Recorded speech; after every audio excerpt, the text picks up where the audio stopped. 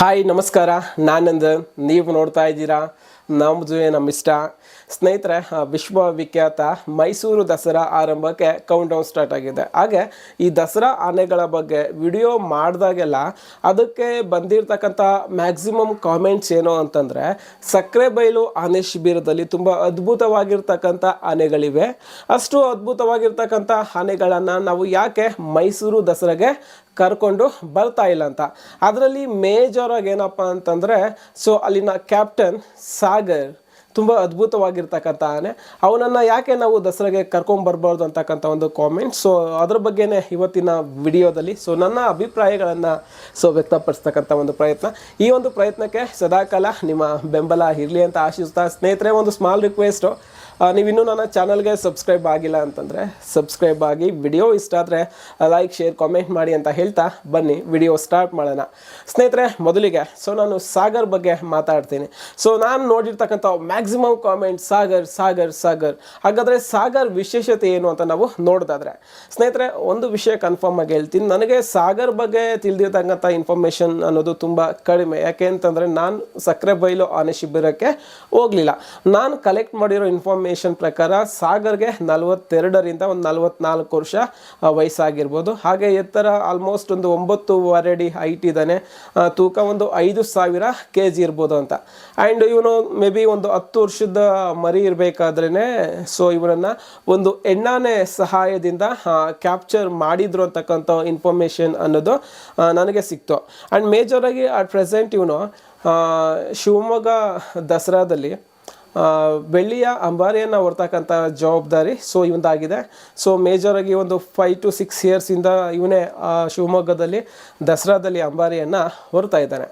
ಸ್ನೇಹಿತರೆ, ಇನ್ನು ಸಾಗರ್ ಬಗ್ಗೆ ನಾವು ಹೇಳುವುದಾದರೆ, ನಮ್ಮ ಬಲರಾಮ ಎಷ್ಟು ಸೌಮ್ಯ ಸ್ವಭಾವದ ಆನೆ ಆಗಿದ್ನೋ ಅಷ್ಟೇ ಸೌಮ್ಯ ಸ್ವಭಾವದ ಆನೆ ನಮ್ಮ ಸಾಗರ್.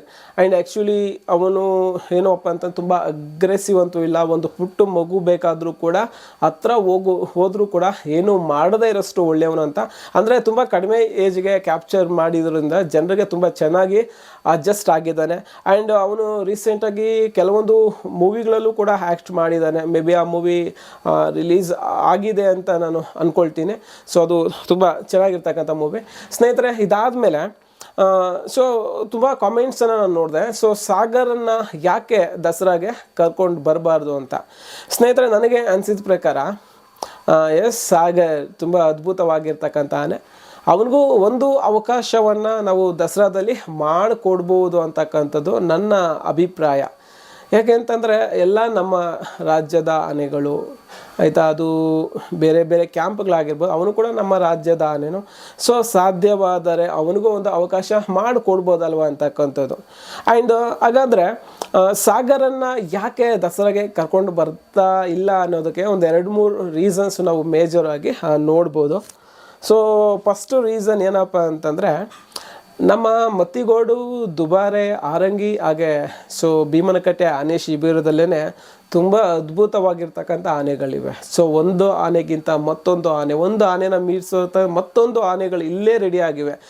ಇಲ್ಲೇ ಅಷ್ಟು ಅದ್ಭುತವಾಗಿರ್ತಕ್ಕಂಥ ಆನೆಗಳಿರಬೇಕಾದ್ರೆ ನಾವು ಅಲ್ಲಿಂದ ಅವನನ್ನು ಕರ್ಕೊಂಬರೋ ಅವಶ್ಯಕತೆ ಏನಿದೆ ಅಂತಕ್ಕಂಥದ್ದು ಒಂದು ಆಯಿತು ಅಂತಂದರೆ. ಸೆಕೆಂಡ್ ರೀಸನ್ ಏನು ಅಂತಂದರೆ, ಮೇ ಬಿ ಡಿಸ್ಟೆನ್ಸ್ ಇರ್ಬೋದು. Mysuru to Shivamogga around 260 kilometres ಆಗುತ್ತೆ. ಅಷ್ಟು ದೂರದಿಂದ ಅವನನ್ನು ಕರ್ಕೊಂಬರೋದು ಹೇಗೆ ಅಂತ. ಆ್ಯಂಡ್ ಥರ್ಡ್ ರೀಸನ್ ಏನಪ್ಪ ಅಂತಂದರೆ, ಆ್ಯಂಡ್ ಆ್ಯಕ್ಚುಲಿ ಶಿವಮೊಗ್ಗದ ದಸರಾದಲ್ಲೇ ಸಾಗರ್ ಭಾಗವಹಿಸ್ತಾ ಇದ್ದಾನೆ. ಇನ್ ಕೇಸ್ ಅವನು ಮೈಸೂರು ದಸರಾಗೆ ಏನಾದರೂ ಬಂದರೆ, ಶಿವಮೊಗ್ಗ ದಸರಾದಲ್ಲಿ ಅಂಬಾರಿಯನ್ನು ಹೊರ್ತಕ್ಕಂಥವ್ರು ಯಾರು ಅನ್ನೋ ರೀಸನಿಂದ ಅವನು ಇಲ್ಲಿಗೆ ಬರ್ತಾ ಇಲ್ಲ ಅಂತ ಅನಿಸುತ್ತೆ. ಆ್ಯಂಡ್ ಮೇಜರಾಗಿ ತುಂಬ ಜನ ಹೇಳಿದ್ರು ಏನಪ್ಪ ಅಂತಂದರೆ ಕಾಮೆಂಟ್ ಸೆಕ್ಷನಲ್ಲಿ, ಬಹುದೂರ್ ಇದ್ದಾನಲ್ವಾ ಅಂತ. ಮೇ ಬಿ ಯಾಕೆ ಅಂತಂದರೆ ಸಾಗರ್ ಆಲ್ರೆಡಿ ಫ್ರೋನ್ ಎಲಿಫೆಂಟ್ ಅವನು. ಬಹುದೂರ್ಗೆ ಅಂಬಾರಿಯನ್ನು ಕಟ್ಟಿ ಅಗೇನ್ ಅವನಿಗೆ ಮೊದಲಿಂದ ಟ್ರೈನಿಂಗ್ ಕೊಡೋಷ್ಟು ಒಂದು ಸಿಚುವೇಶನಲ್ಲಿ ಕ್ರಿಯೇಟ್ ಆಗದೇ ಇರ್ಬೋದು. ಅದಕ್ಕೋಸ್ಕರ ಅವ್ರು ಏನಪ್ಪ ಅಂತಂದರೆ ಸಾಗರನ್ನು ಶಿವಮೊಗ್ಗ ದಸರಾಗೆ ಮಾತ್ರ ಸೀಮಿತ ಮಾಡಿದ್ದಾರೆ ಅಂತ ಅನಿಸುತ್ತೆ. ಸ್ನೇಹಿತರೆ, ನನಗೆ ಅನಿಸೋದೇನಪ್ಪ ಅಂತಂದರೆ, ಆಯಿತು ಅವನಿಗೂ ಒಂದು ಅವಕಾಶ ಮಾಡಿಕೊಡ್ಬೋದು ಅಂತ. ಯಾಕೆ ಅಂತಂದರೆ, ಒಂದು ಆನೆಗೆ ನಿಜ ಹೇಳ್ತೀನಿ, ಕ್ಯಾಲಿಬರ್ ಇದ್ದರೆ ಸೊ ನಾವು ಅವಕಾಶ ಮಾಡಿಕೊಡೋದೇನು ಕೂಡ ತಪ್ಪಲ್ಲ. ಅದು ಸಕ್ಕರೆಬೈಲು ಆಗಿರ್ಬೋದು, ಬೇರೆ ಮತ್ತೊಂದು ಕ್ಯಾಂಪ್ ಆಗಿರ್ಬೋದು. ಆ್ಯಂಡ್ ನೋಡೋಣ, ಆ್ಯಂಡ್ ಫ್ಯೂಚರಲ್ಲಿ ಮೇ ಬಿ ಅವ್ನಿಗೆ ಇನ್ನೊಂದು 42-43 ವರ್ಷ ಏಜ್ ಆಗಿರ್ಬೋದು. ಬಟ್ 100% ಒಂದಲ್ಲ ಒಂದಿನ ಅವನಿಗೂ ಕೂಡ ಒಂದು ಅವಕಾಶ ಸಿಗುತ್ತೆ ಅಂತ ಭಾವಿಸ್ತಾ, ಸ್ನೇಹಿತರೆ, ಸಾಗರ್ ಬಗ್ಗೆ ನಿಮ್ಗೇನು ಅನ್ನಿಸ್ತು, ಹಾಗೆ ಈ ವಿಡಿಯೋ ಬಗ್ಗೆ ಸೊ ನಿಮ್ಗೇನು ಅನ್ನಿಸ್ತು ಅನ್ನೋದ್ರ ಬಗ್ಗೆ ಕಾಮೆಂಟ್ ಮಾಡಿ ಅಂತ ಹೇಳ್ತಾ, ಇಷ್ಟೊತ್ತು ವಿಡಿಯೋ ನೋಡಿದ್ದಕ್ಕೆ ಧನ್ಯವಾದಗಳು. Thank you.